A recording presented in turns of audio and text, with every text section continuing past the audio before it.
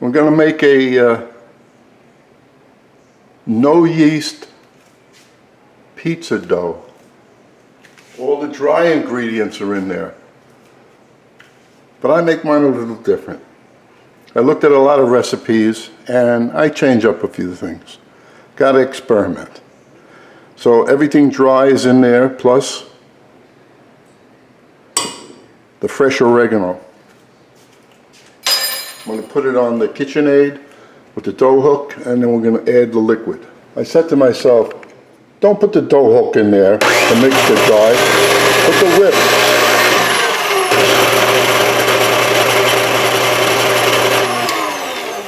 Now I will add the dough hook and then the liquid. Starting off with part of the water.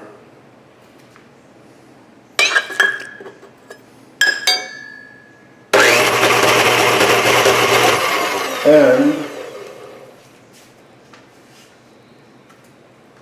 the olive oil.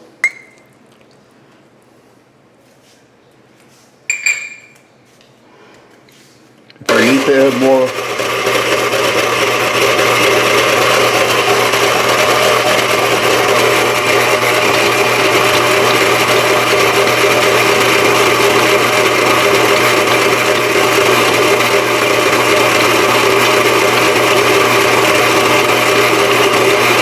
you know, you always got to tilt the bowl on these damn machines.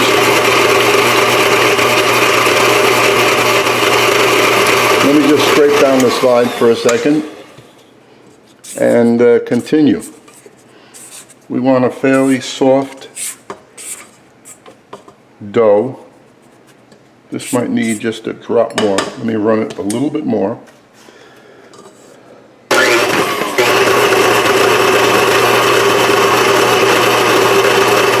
Let it come together.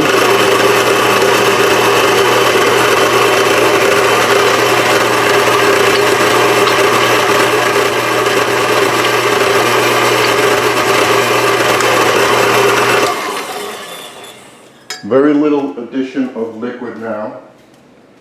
I'll go by the tablespoon.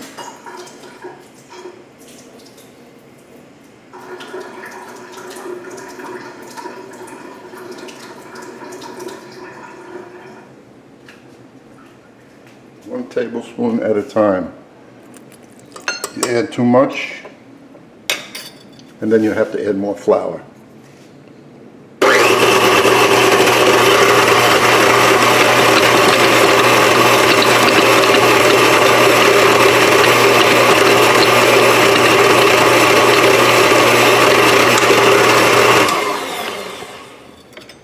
And on hand, I have the second tablespoon.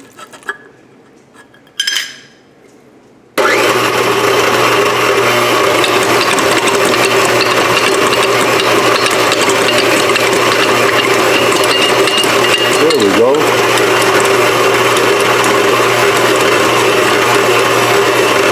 Just let me feel this. Okay, let me run it a little bit more.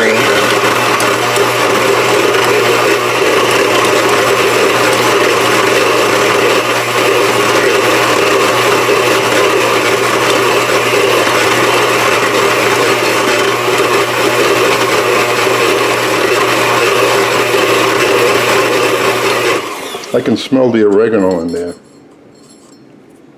Now I'm going to put it on the board with a little flour, and they're going to roll it out. Okay, let's put some flour on my work area. Put the dough out.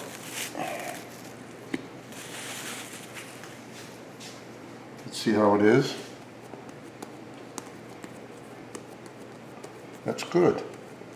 Slightly sticky.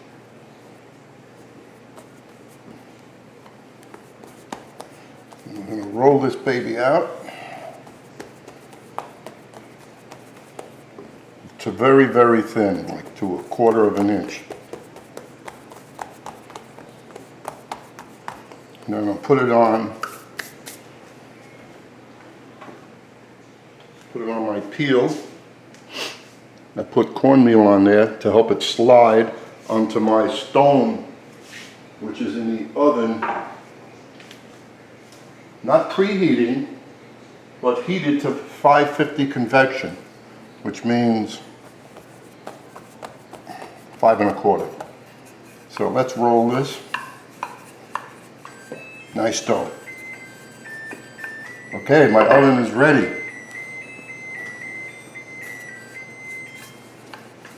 You're not going to watch me. This is a waste of video. I'm just going to roll this out real thin and then put it on the board. Now, this is supposed to be very crunchy, and I think it will be. So in here I mixed the chopped meat and all the rest of the ingredients, the peppers, onions, whatever's listed, everything else. And I'm not using tomato sauce. Why? Because I have this beautiful fresh vine-ripe tomato from my neighbor that I ate one, and next year I'm going to make my own because we don't have a garden out there, and so we couldn't, but I will next year just grow tomatoes, because tomatoes are like, you can't beat the flavor of fresh tomatoes. Look how much meat's in there, opposed to the amount of seeds that you get when you buy a tomato in the supermarket. So this is my tomato sauce right there, and we're going to give it a shot of olive oil. Make a mess like you always do. Thank you. And now I'll put this, the cheese and the hamburger, just nicely spread it out. Now, I'm not going to waste film on this either, but the amounts are there. This is the trickiest part. See how nice this looks? I did the right amount of ingredients. Now, hopefully I did it. In about 10 minutes, we're going to look at it.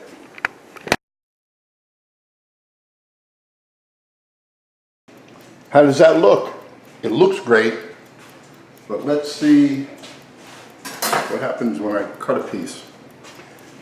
8 minutes that took at 550.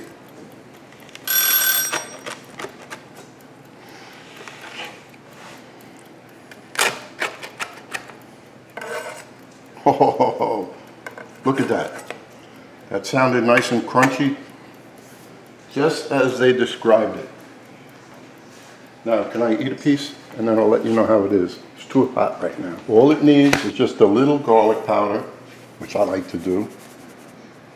And even though I put the oregano inside, what I'm going to do with the recipe, I'm going to increase the amount that I used so you can really taste it.